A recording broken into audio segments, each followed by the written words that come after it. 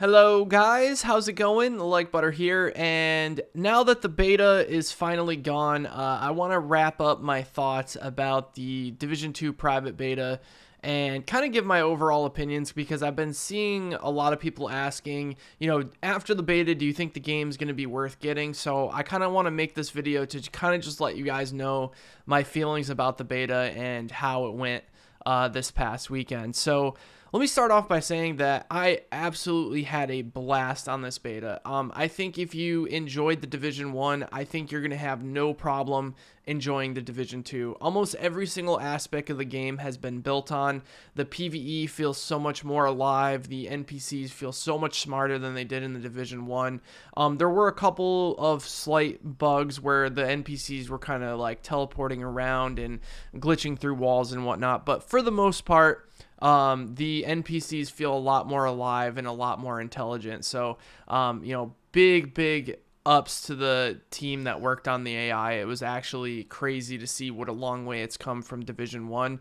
And also, I really enjoyed the PvP. Now, I've been seeing a lot of mixed reviews on the PvP, and I kind of want to talk about that a little bit today as well. So overall, the beta was good. When the weekend started out, there was some problems with like deltas constantly where people were kind of dropping. And there was also this memory leak issue where if you played the game for longer than an hour or an hour and a half, it seemed like your FPS got worse and worse. This was just obviously due to a memory leak issue that they pretty much fixed throughout the couple of maintenances that they did during the private beta that really cut down a huge amount of the deltas that I was having. I was having very little deltas towards the end of the beta.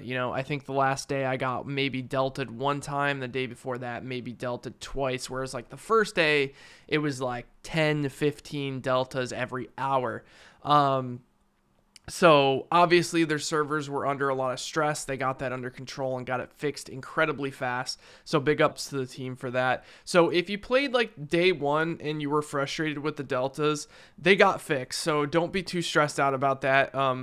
I really think that they're going to do an open beta where you'll be able to see like how much the servers have improved and how they're not going to be dropping as often. And I think this was a very good thing for them to put the servers under as much stress as possible to see how they perform. And like I said, they performed pretty well once they got those things figured out. So like I said, the PvE, the endgame PvE was super fun. You're watching me run the invaded mission with the survivalist class. I actually really enjoyed the survivalist class, and I also really enjoyed the sharpshooter class as well. Didn't have a chance to use demolitionist at all. Let me know what you guys think in the comment section below. If you got to use the demolitionist, what did you think of it? I know my buddy Tim was using it in this video, and it actually helped really well because there was kind of a boss that was like camping behind a wall, and he could actually push that boss out with the stagger, and it actually helped a lot. So honestly, I really enjoyed the PvE, all aspects of the game. Like I said, there's a couple of small issues they had. I've had some people ask me about the whole quote-unquote bullet spongy enemies in the end game. The reason that the enemies have a lot of HP is because there needs to be room for you to feel like your build is helping you do more damage. If everyone was just being able to like two-shot all the enemies, you would never feel any increase in power in your build. Once you start getting more min-maxed and you start getting more drops, you will start to do more damage. You will feel yourself doing more damage, and that's kind of like the reward you have when min-maxing gear in an RPG. You can constantly feel that power creep over time, and honestly, once I started switching out a few pieces, changed around my build a bit, threw in more golds, you started to see me do more damage to the NPCs, which was really good. And there needs to be that cushion for players to be min-maxing their build and maxing out their capabilities of doing as much damage as physically possible. And you guys will learn that over the course if you're kind of new to RPGs and don't really understand why enemies have to have a lot of health. In RPGs, they have to have a lot of health so you can actually feel the power creep once you get better gear. But honestly, I didn't think it was a problem. I didn't feel like it was getting exhausting or anything. Once you started to learn the mechanics, like at first the stagger was a little bit much on the mission, but then I started to learn about the drones and who uses the drones, like the the bombardier drones, whatever you want to call them. Which is obviously the characters with the lightning bolt. So once you start seeing that, you can actually use that to your advantage. You can snipe the drone the second they put it up in the air and actually kill the enemy behind the cover. So as you start learning the mechanics more, it starts becoming a lot easier to go through. Once I went through like the 9th or 10th time through this mission, it was going a lot faster. It was becoming a lot easier. And I think that for a lot of people, they don't really see that there has to be that cushion there.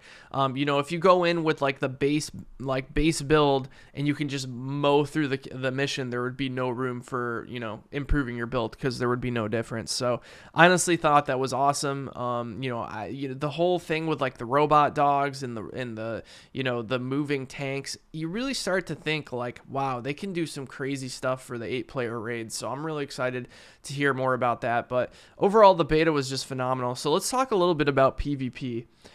So a lot of people were talking about how PvP doesn't have as much, how do I explain it? Not so much build diversity, but outplay potential.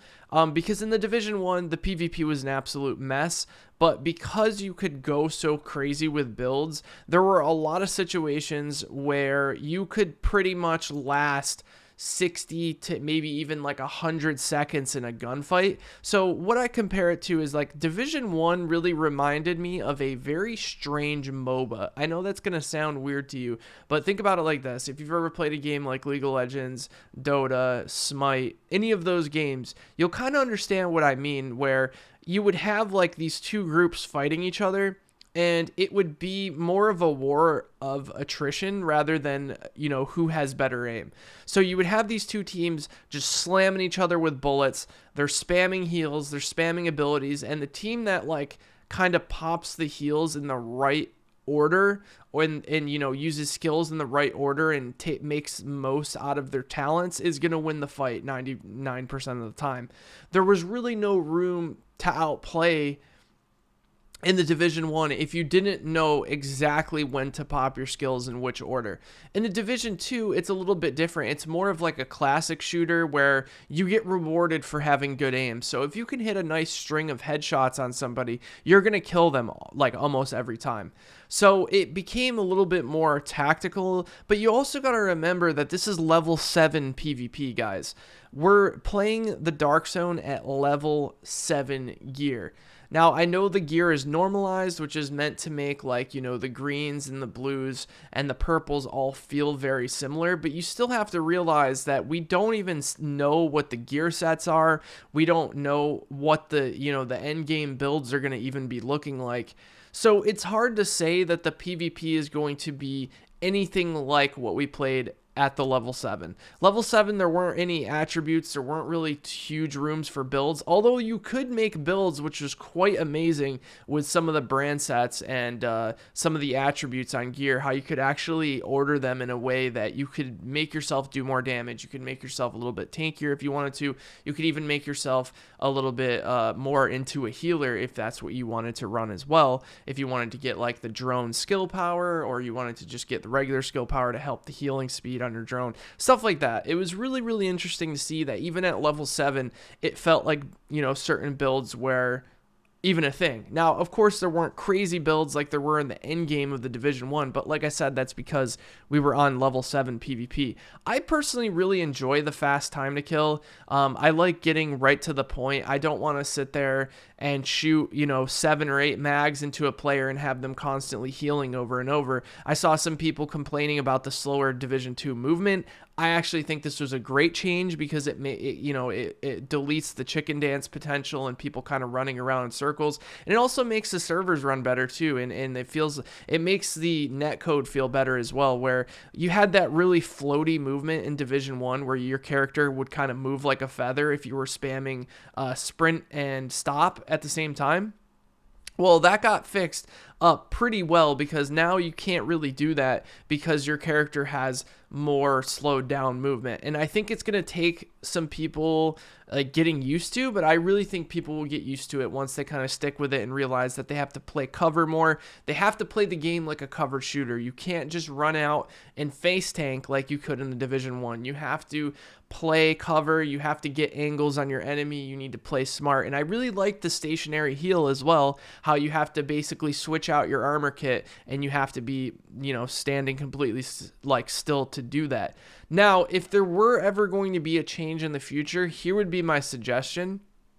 I already made this suggestion to the developers, and I highly doubt this will be anything that gets changed before launch, but I think this would be a decent change down the road if people still felt like the flow of removing the armor kit was a little bit off.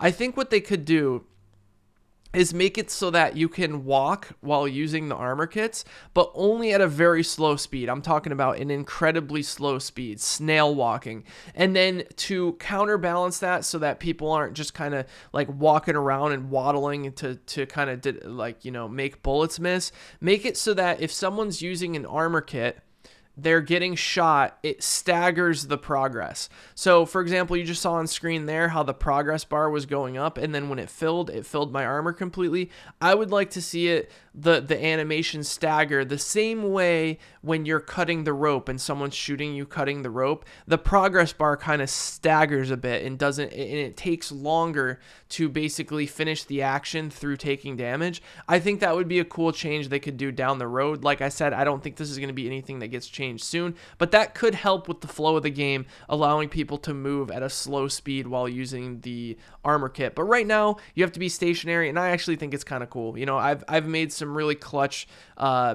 armor changes in the Dark Zone, some armor kit clutches where I get the armor kit off just in time before they push me, and then I can, trade damage. And I've clutched some like 1v3s, 1v4s, and it was a lot of fun, man. I'm telling you, the PvP in the Dark Zone was a great time. Now, of course, some people called the PvP boring and this and that. I mean, it's level 7 PvP. You really can't expect much from that when there is such a limitation on what you can build and what you can use.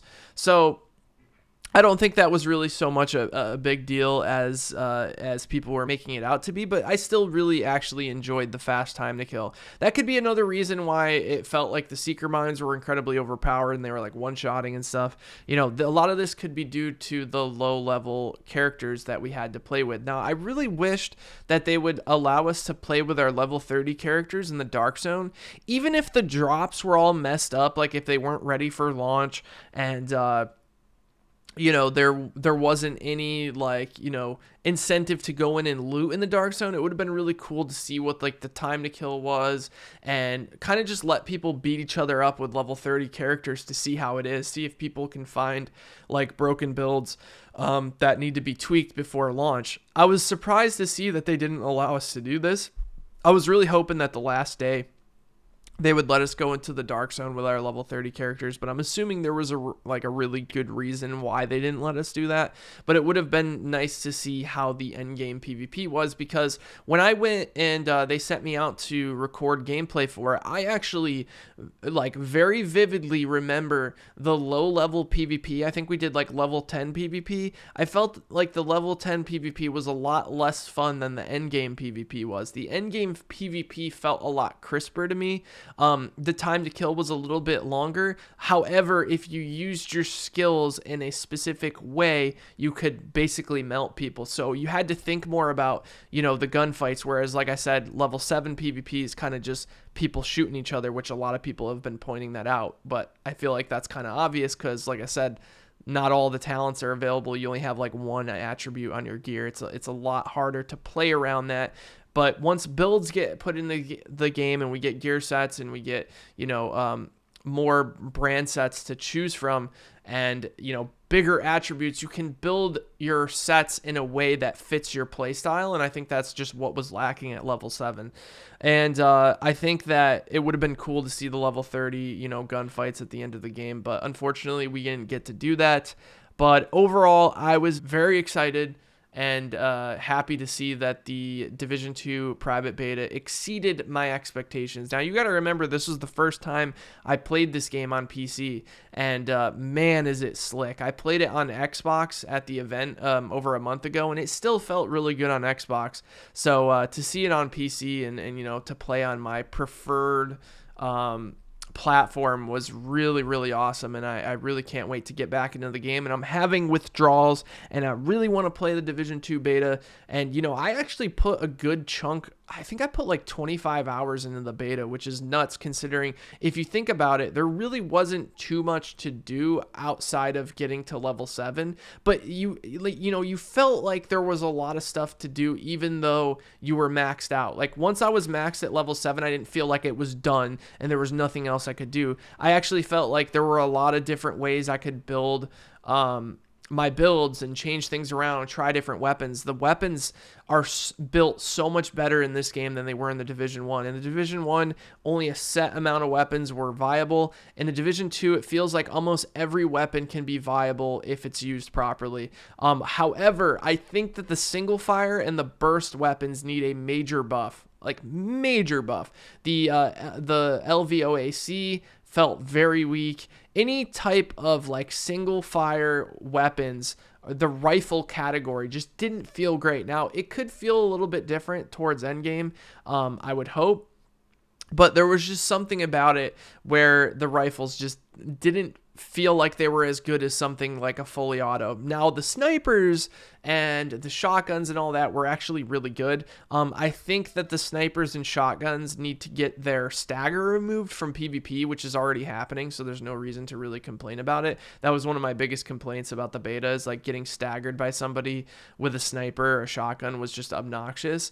But overall, like, conflict was fun, and I just really enjoyed it, man. I don't know what to tell you. So like, honestly, if you like RPG looter games and you like the Division 1, I really think you'll have a good time on the Division 2. They've built and added so many aspects to the game. Obviously, the beta had a good amount of bugs. I'm not going to lie to you. I've witnessed multiple bugs, and I reported as many as I could. Let's hope that they get those bugs, you know, patched out before the release of the game. And yeah, I'm excited for the future of the game, and hopefully you guys are too. Thank you guys so much for taking your time to watch this video. I very much appreciate you. Hopefully you guys had a good time in the private beta. I read a lot of comments from people saying they really, really enjoyed it, so that makes me happy. And yeah, the Division 2 will officially be my full-time game when it comes out. Absolutely just blown away with how good this game was for me. You know, just fit everything as a player that I could ever ask for. So thank you guys so much for watching this video. If you enjoyed, be sure to drop the video a like. Let me know what you guys think, and I will talk to you in the next one. Take care, everybody.